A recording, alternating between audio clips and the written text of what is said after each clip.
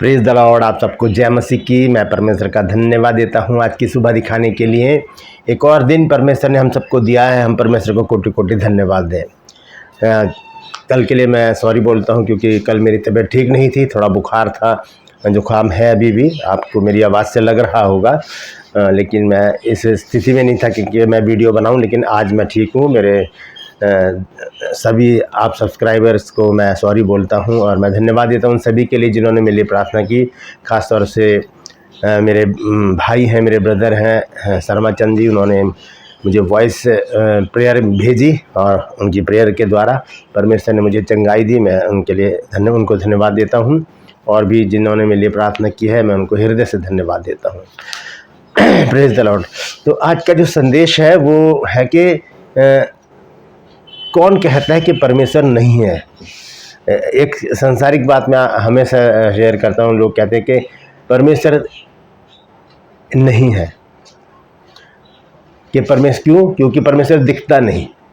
और एक बात मैं इसके साथ ये भी जोड़ता हूँ कि जब कुछ नहीं दिखता तभी परमेश्वर दिखता है, तभी परमेश्वर की शख्सियत हमें समझ में आती है कि परमेश्वर कौन है और वो क्या कर सकता है। लेकिन कुछ लोग ऐसे हैं जो ये मानते ही नहीं कि परमेश्वर है। तो इस विषय पर हम बातचीत करेंगे। पूरा संदेश सुनिए और इसे शेयर कीजिए क्योंकि बहुत महत्वपूर्ण संदेश है ये। क्योंकि बहुत से लोग संसार में आज भी ऐसे हैं जो परमेश्वर के अस्तित्व को नहीं मानते। वो सोचते हैं ये मनगढ़ंत कहानियां हैं, ये तो संसार तो बस ऐसे ही चल रहा है।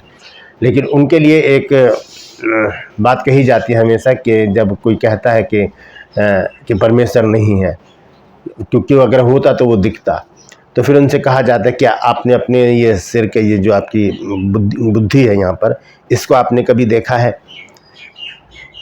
तो कहते हैं नहीं। तो फिर जब आप उसको मानते हैं कि आपके पास बुद्धि है तो ये भी मानिए कि परमेश्वर है। जो चीज़ दिख नहीं रही वो होती ज़रूर है। परमेश्वर नहीं दिखता लेकिन देखता सब कुछ है। तो इस विषय पर आज बातचीत करेंगे, तो बने रहिए मेरे साथ। मैं आपका दोस्त पास्टर राज मैसी आपके सम्मुख उपस्थित हूँ और आप देख रहे हैं मेरा यूट्यूब चैनल जिसका नाम है ब्रदर राज मैसी। मैं आपसे निवेदन करता हूँ मेरे इस चैनल को सब्सक्राइब करें, बेल आइकन को दबाएं ताकि नोटिफिकेशन आपके पास पहुँचे, नया वीडियो नई जानकारी बिना व्यवधान बिना रुकावट आपके पास पहुँच जाए। मेरे वीडियोज़ को लाइक कीजिए और शेयर कीजिए, कमेंट्स बॉक्स में आकर मुझसे ज़रूर बातचीत कीजिए। और आज का जो सवाल है ट्रूपर्स में बहुत आसान है। आपको बताना है मत्ती 7 अध्याय और उसके 7 पद में क्या लिखा है, और उसके बाद जब आप ये आंसर दे देंगे उसके बाद मैं इसी पर एक वीडियो बनाकर आपके सम्मुख लेकर आऊँगा। तो बताइए क्या लिखा है वहाँ पर। आइए एक छोटी सी प्रार्थना करते हैं, उसके बाद आज के वचन में चलेंगे। प्रभु जी मैं धन्यवाद देता हूँ आज की सुबह दिखाने के लिए और विनती करता हूँ प्रभु आज के इस वचन को भी शेयर करने मेरी मदद सहायता कर। मेरे होठों को, मेरे दिल दिमाग को छूकर ब्लेस कर। मेरी आत्मा मेरा शरीर तेरे ही कब्जे में रहे, ताकि बोलने वाला मनुष्य नहीं बल्कि तेरा आत्मा हो। जितने भी लोग इस वचन को देख रहे हैं, सुन रहे हैं, उन सब पर मैं तेरी आशीष बोलता हूँ प्रभु। हर एक को आशीषित कर। हर एक की रोग बीमारी, चिंता, परेशानी, दुख, तकलीफें, लड़ाई झगड़े, मनमुटाव, बांझपन, कर्जा, नशा, बेरोजगारी, कमी घटियाँ, बुरी बीमारी और तलाक की समस्या हर एक घर से दूर कर दे प्रभु। खोए हुए को उनके घर तक पहुँचा प्रभु, ताकि उन घरों में भी आनंद मनाया जाए।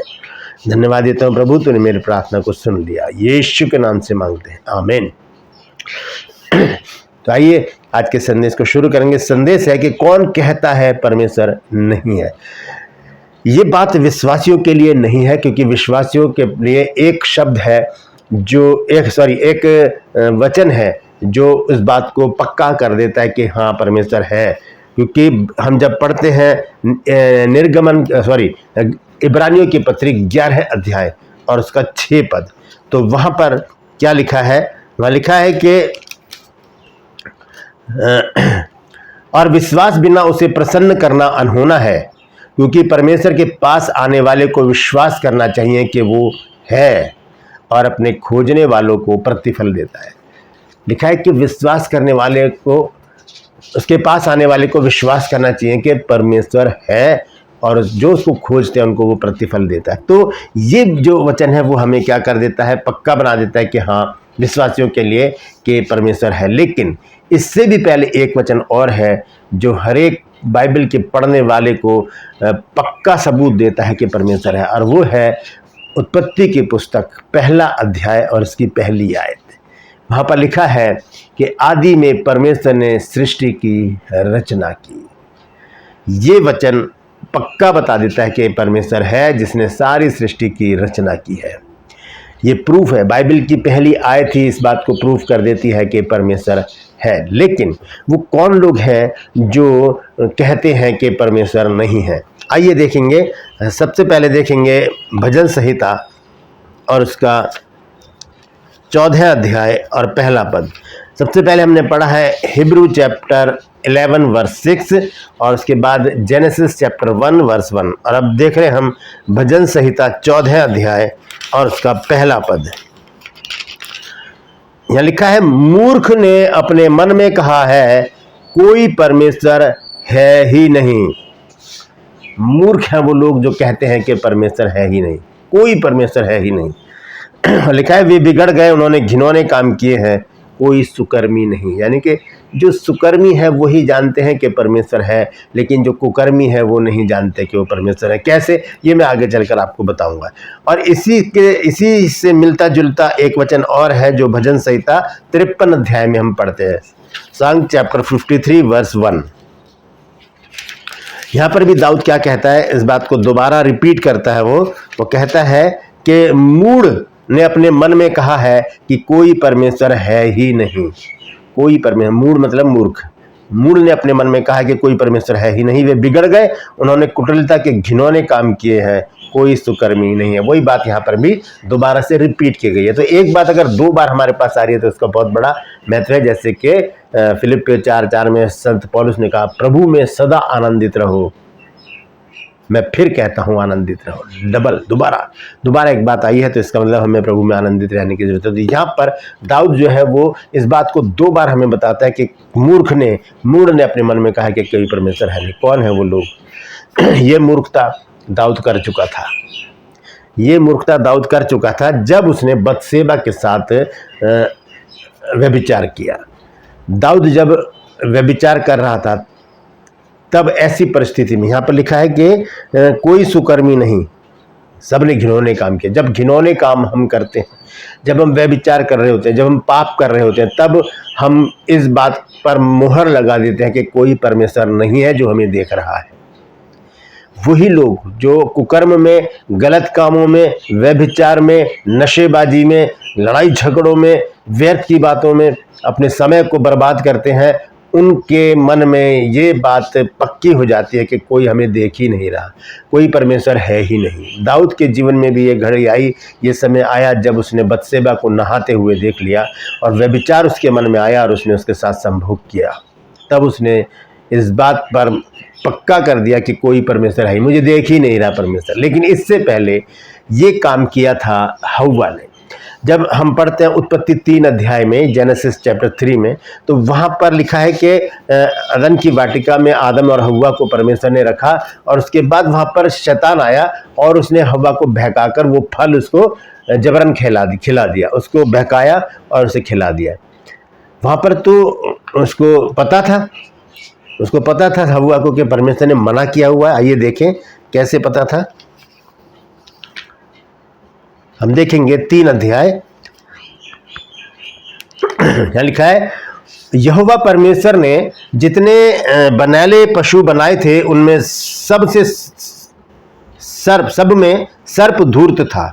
और उसने स्त्री से कहा, क्या सच है कि परमेश्वर ने कहा है कि तुम इस वाटिका के किसी वृक्ष का फल ना खाना? ये पूछ रहा है, उसको पता नहीं था इसलिए वो पूछ रहा है।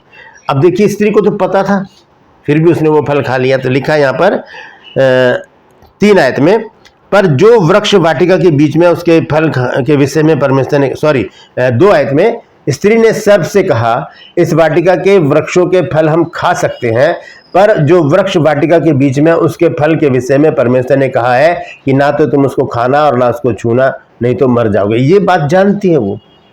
हम भी बहुत सारी बातों को जानते हैं, बहुत सारी आज्ञाओं को जानते हैं, लेकिन हम फिर भी अगर वो काम करते हैं तो उस समय हम क्या है? मूढ़ है। और हम इस बात पर मुहर लगा देते हैं, पक्का कर देते हैं कि कोई परमेश्वर है ही नहीं, हमें देख ही नहीं रहा कोई। कर लो नशा, कोई नहीं देख रहा, कर लो व्यभिचार, कोई नहीं देख रहा, कर लो गंदे काम, कोई नहीं देख रहा, लेकिन परमेश्वर सब कुछ देखता है। यहाँ पर लिखा है 4 आयत में, तब सर्प ने स्त्री से कहा, तुम निश्चय ना मरोगे, वरन परमेश्वर आप जानता है कि जिस दिन तुम उसका फल खाओगे उसी दिन तुम्हारी आंखें खुल जाएंगी और तुम बुरे भले का ज्ञान पाकर परमेश्वर के तुल्य हो जाओगे। यहाँ पर उसने उसको बहका दिया। वो जानती थी परमेश्वर की आज्ञा है, क्योंकि आदम को परमेश्वर ने कहा था कि वाटिका में जितने पेड़ हैं उसका फल तुम खा सकते हो, लेकिन जो पेड़ बीच में लगा उसका फल कभी ना खाना। और ये बात उसने हव्वा को बताई। अगर ना बताता तो हव्वा शैतान को ना बताती। तो इसीलिए उसको पता था, जानबूझकर उसने उस बात को इग्नोर किया।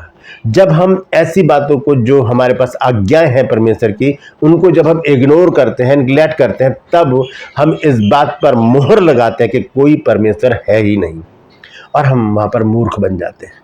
तो दाऊद का मैंने आपको उदाहरण दिया है और हव्वा का मैंने आपको उदाहरण दिया है। नया नियम में भी एक पति पत्नी है जिन्होंने सोचा कि हम कुछ भी कर लें और किसी को पता नहीं चलेगा। वो कौन है? प्रेरितों के काम में जब हम देखते हैं उसका 5 अध्याय पहले पद से जब हम पढ़ते हैं, एक्ट्स चैप्टर 5 वर्स 1 to 3, जहां पर हननिया सफीरा एक पति पत्नी हैं जिन्होंने ऐसा ही काम किया, लिखा है। और हननिया, लेकिन उससे पहले मैं आपको बता दूं कि जो पहली सदी की कलीसिया थी, ये 4 अध्याय में लिखा है, चैप्टर 4 वर्स 32 to 35 लिखा है। और विश्वास करने वालों की मंडली एक चित्त और एक मन के थे, यहाँ तक कि कोई भी अपनी संपत्ति अपनी नहीं कहता था, परंतु सब कुछ साझे का था। और प्रेरित बड़ी सामर्थ से यीशु के जी उठने की गवाही देते रहे, और उन सब पर बड़ा अनुग्रह था। और उनमें से कोई भी दरिद्र ना था, कोई भी गरीब ना था, क्योंकि जिनके पास भूमि या घर थे वे उनको बेच बेचकर बिकी हुई वस्तुओं का दाम लाते और उन्हें प्रेरितों के पांव पर रख देते थे, और जैसी जैसी आवश्यकता होती थी उसके अनुसार हर एक को बांट दिया जाता था। तो ये एक पहली सदी की कलीसिया का एक नियम था कि कुछ भी है तुम्हारे पास लेकर आओ, पतरस के सामने रख दो और वो सबको बराबर बराबर बांट दे। अब क्या हुआ? 5वें अध्याय के पहले पद में, हननिया सफीरा एक पति पत्नी थे, उन्होंने एक जमीन बेची। उनकी जमीन थी, उन्होंने बेची, तो उसमें से क्या करा? थोड़ा सा पैसा अपने पास रख लिया। देखिए यहाँ लिखा है 5 अध्याय के पहले पद में, और हननिया नाम एक मनुष्य और उसकी पत्नी सफीरा ने कुछ भूमि बेची और उसके दाम में से कुछ रख छोड़ा, और यह बात उसकी पत्नी भी जानती थी, और उसका एक भाग लाकर प्रेरितों के पांव के आगे रख दिया। परंतु पतरस ने कहा, हे हननिया, शैतान ने तेरे मन में यह बात क्यों डाली है कि तू पवित्र आत्मा से झूठ बोले? और यही बात पतरस ने सफीरा से भी कही थी।